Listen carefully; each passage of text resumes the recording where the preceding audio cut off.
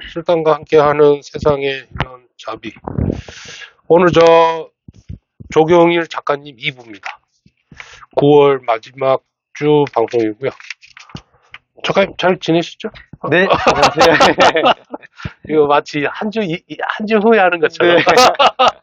10분 쉬었는데. 네, 10분 동안 잘 지냈습니다. 같이 있었는데, 그쵸? 네.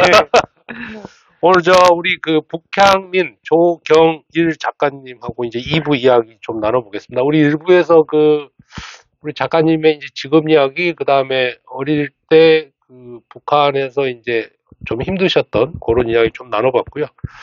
2부에서 이제 또 뭐 비슷한 이야기 좀 나눠볼 건데, 우리 1부에서 이제 넘어오다가 이제 다시 돌아가신 이야기까지 했단 말이에요. 네. 그 이후 어떠셨는지 조금 다시 이야기를 네. 해주십시오. 네. 어쨌든 제가 북송돼서, 아빠에게 다시 돌아갔잖아요. 그렇죠. 네. 2년 만에 아버지를 만나서, 네. 반가웠죠. 네, 아버지도 되게, 반가워하시더라고요. 그래서 2002년부터 2004년까지 아버지와 함께 살았습니다. 네. 그때 아버지가 이제 재혼을 하셨더라고요. 네, 그래서 새 아내가 계셨고, 네. 그 아내 자식도 둘이나 있었고, 예. 2년 만에요? 네. 제가 2000년에 제가 떠나고 와서, 네. 아버지가 재혼을 하셨더라고요. 네, 그래서 그러실 수밖에 없죠. 왜냐면, 홀아버지 혼자서 지낸다는 거는, 아마 쉽지 않을 것 같아요. 그렇네요. 네, 그래서 재혼하셔서. 그래서, 저는, 계모 밑에서 자랐습니다. 네, 2년 동안. 네. 보통 계모에 대한 이야기는 우리가 뭐 만화책이라든가 동화책 이런 데 나오잖아요. 네네. 예. 콩지와 파치처럼. 계모를 그렇게 직접 경험을 해봤습니다. 그래요? 힘들더라고요. 그래요? 예. 계모 밑에서 자라는 게, 이런 거구나, 싶을 만큼, 네, 저는 유쾌하지 않았습니다. 그래요? 네. 어쨌든 그렇게 2년 동안 살다가, 2004년 6월쯤에, 네. 손님이 온 거예요, 저희 집에. 예. 근데, 그 앞서서 제가 그 2년 동안은 아버지와 함께 살 때는 제가 학교를 다녔습니다. 중학교 4학년, 5학년 2년을 다녔는데, 그 나이가 딱 그 나이여서, 근데 뭐 공부를 배운 게 없으니까, 그렇죠. 그냥 뭐 대한민국 말매, 그냥 뭐 가만히 그냥 앉아만 있고 이러다가, 그것도 뭐 제대로 못 다니고, 장사를 많이 했습니다. 네.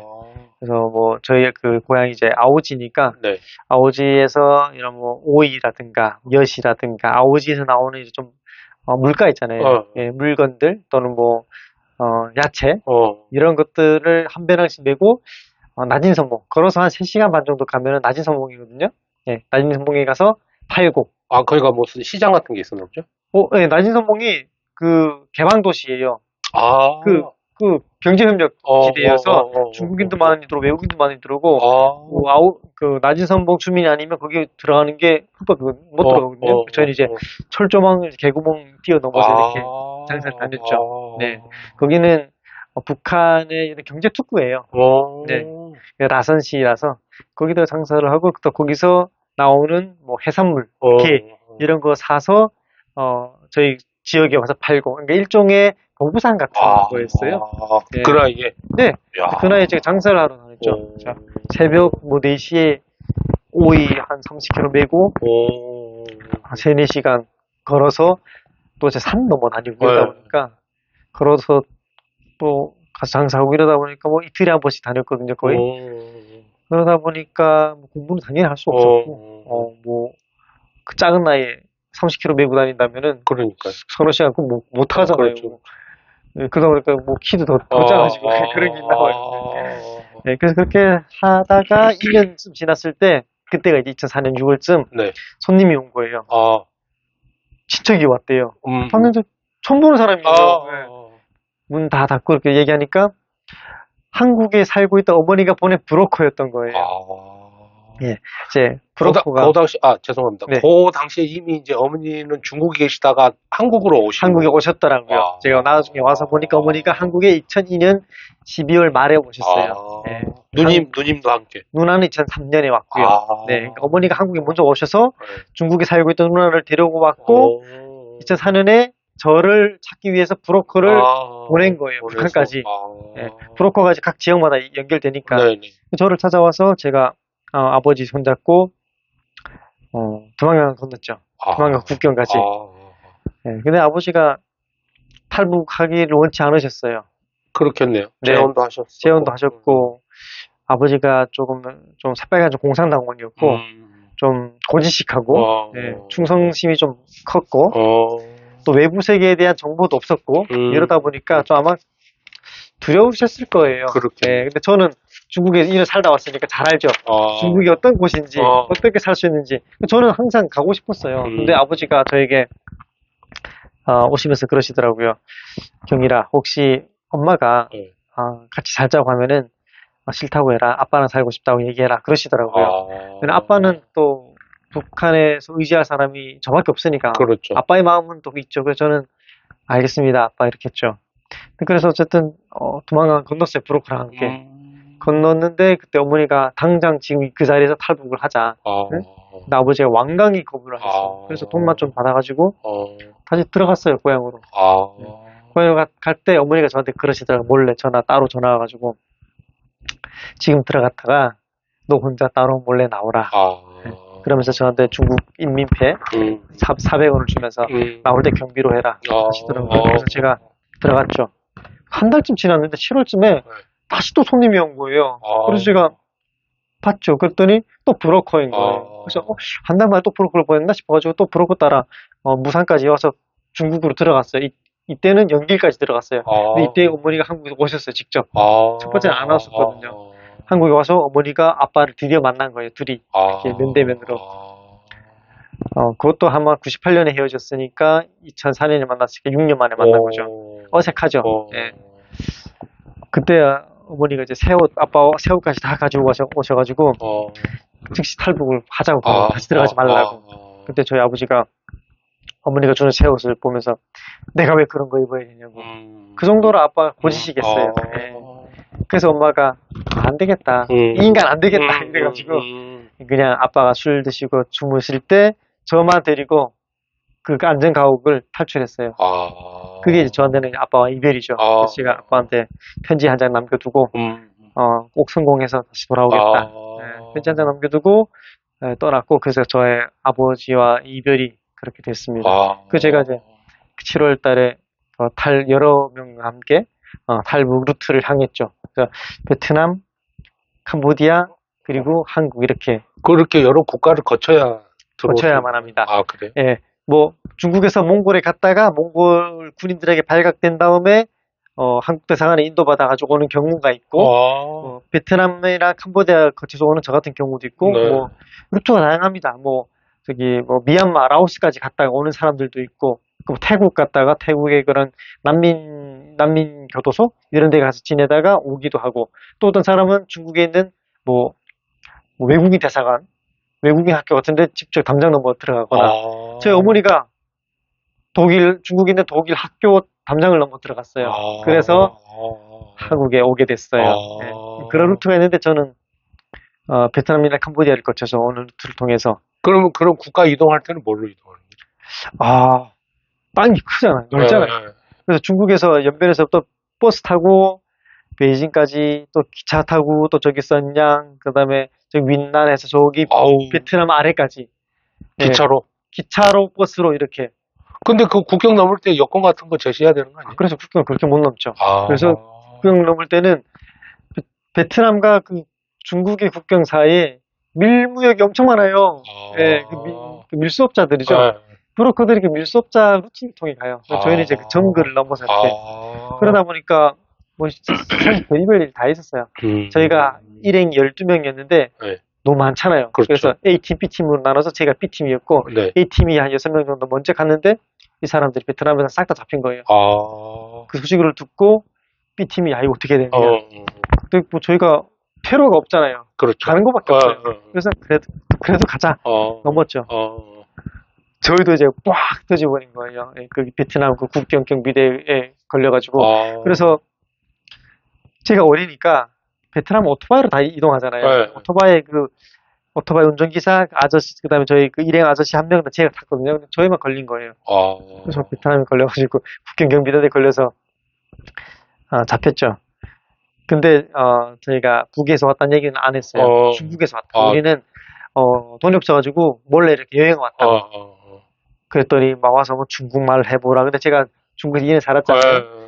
최소한의 의사소통 이제 했거든요. 제 이름 석자도 쓰고. 네, 그래서 보여줬더니 그렇구나. 그래서 아빠와 아들이 몰래 이렇게 국경을 건넌 것처럼 해가지고 중국 국경 경비대에 인계를 해주는 거예요. 근데 한 100m 앞에 보이는 거예요. 근데 가다가 총 들고 먼저 걸으라면서 따라오다가 저희한테 저기 국경 경비대 보이지? 너희들 먼저 가 이러는 거예요. 근데 물론 이 워딩을 썼는지는 모르죠. 왜냐면 베트남어로 했으니까. 근데 뭐 총 들고 이렇게 등 떠올려서 고 이런 식으로 하니까 그때가 기회다 싶었죠. 가면서 돌아봤더니 지들끼리 히히히 담배 피우면서 내려가는 거예요. 이때다. 앞에는 중국 국경 경비대 보이고 바로 이제 그 숲으로 도망쳤죠. 새길로 도망쳤죠. 그래서 막 밤새고 아니 제가 그 동남아 날씨를 처음 경험했잖아요. 왜 이렇게 더워요? 덥고 정글에 막 진흙이 있고 막 물이 있고 막 그 밤새 다니다가 어찌어찌해서 다시 중국으로 돌아갔어요. 저희가 넘어왔던 길을 그대로 기억나는 거예요. 그게. 가서 다시 어머니한테 연락해서 이렇게 됐다. 그래서 다시 이제 두 번째 기회를 만들어가지고 건넜죠. 그때 베트남에서 건너가지고 길게 얘기할 수 없어요. 이것도 운명적으로 엄마를 베트남에서 만난 거여서 찾으러 오셨더라고요. 베트남에. 그래서 그냥 도로 한복판에서 만났어요. 지나가다가 어머니를. 네. 지나가다 어머니를 아니 이렇게 저희는 숨어야 하는 존재들이잖아요. 그렇죠. 차가 오면 숨어야 돼요. 베트남에서. 걸어가고 차가 오면 숨고 이제는 숨는 게 힘든 거예요. 네. 그래서 차가 와도 그냥 당당하게 걷자. 그래서 걸었거든요. 근데 뒤에 차가 막 가오더니 한 50m 뒤로 쭉 지나가더니 그 타이어가 아스팔트에 브레이크 잡아서 밀리는 소리 있잖아요. 그게 나는 거예요. 그래서 저희가 쫄았죠. 아저씨랑 손잡고 야야야 돌아보지 마. 그리고 쭉 걸어. 네. 걸었어요.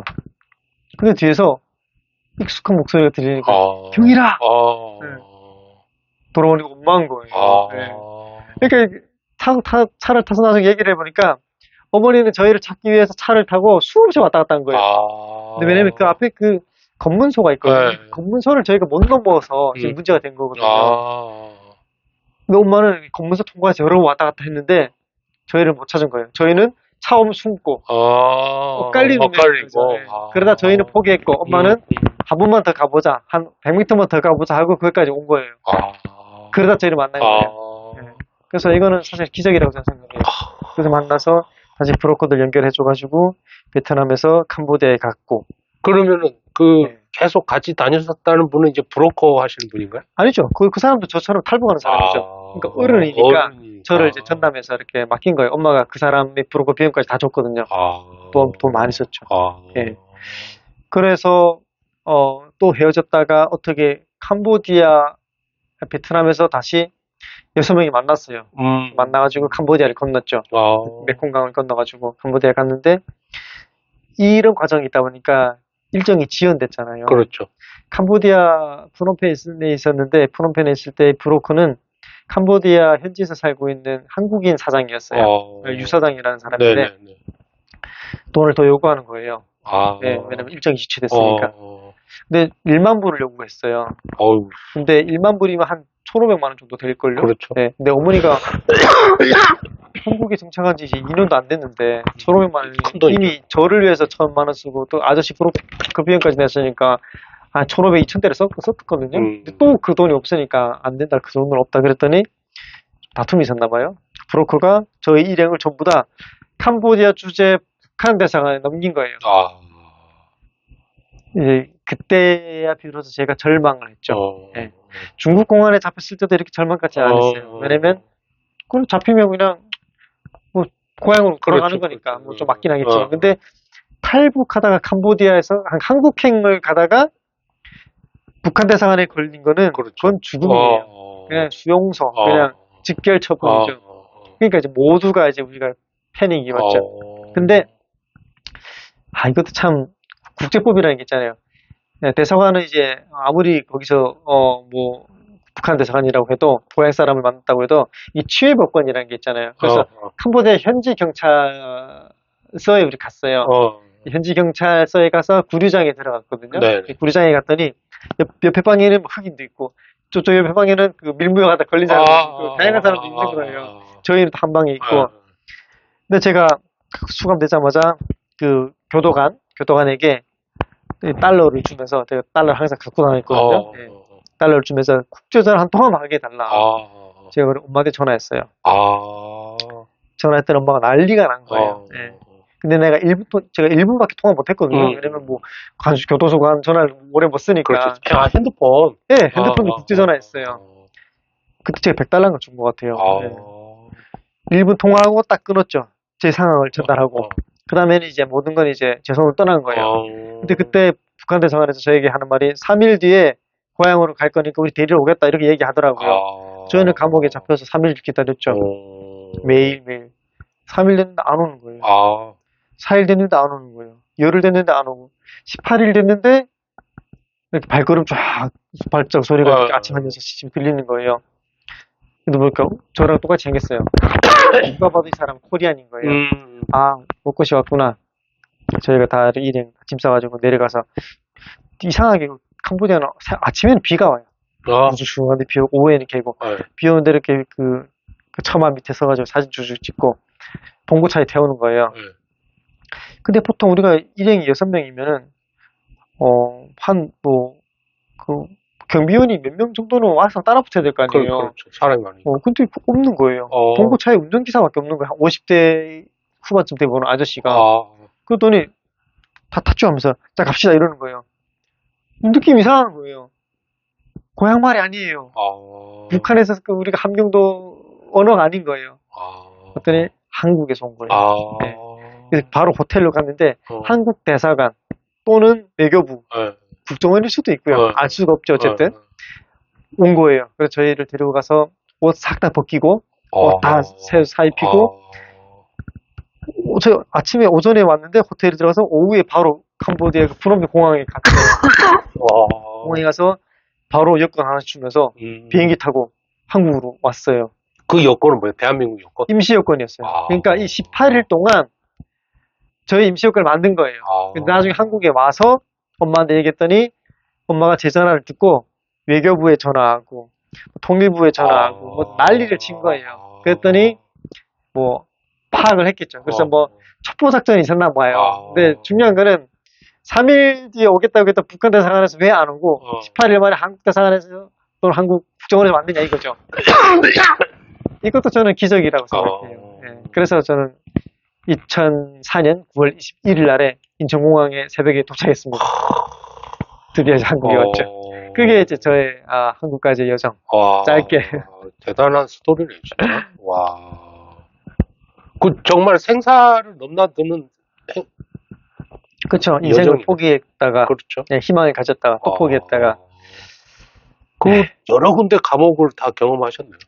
그렇죠. 캄보디아 감옥에 가봤고 베트남은 감옥은 아니지만 잡혀봤고 중국의 감옥에 가보고 북한 감옥에 가보고 네, 뭐 어린 나이에 좀 그랬네요. 그래도 그 우리나라 저기 뭐 국정원인지 뭐 외무부인지 모르겠지만 그래도 그런 실행력은 꽤 있는 모양이에요. 그러게요. 되게 첩보 작전에서 이긴 것 같다라는 생각을 해요. 저는 어쨌든 저를 구출했잖아요. 그렇죠. 저는 되게 감사하죠. 그거는 사실 이렇게 구출한 게 맞네요. 그렇죠. 구출이죠. 예. 어떻게 캄보디아 경찰이랑 어떻게 뭐 그렇게 뭐 합의를 본 게 있겠죠. 그렇겠죠. 뭐, 빼내가는 걸로. 북한 대사관에서 아니면 게을러서 안 오거나 알 수 없습니다. 진실은 알 수는 없고. 그렇죠. 진실은 알 수 없습니다. 지금 좀 흥미진진한 이야기입니다. 저희가 원래 이거 방송 시작하고 노래를 한 곡 들었어야 되는데 네. 너무 재밌어가지고 지금 한 곡 듣고 가요. 네.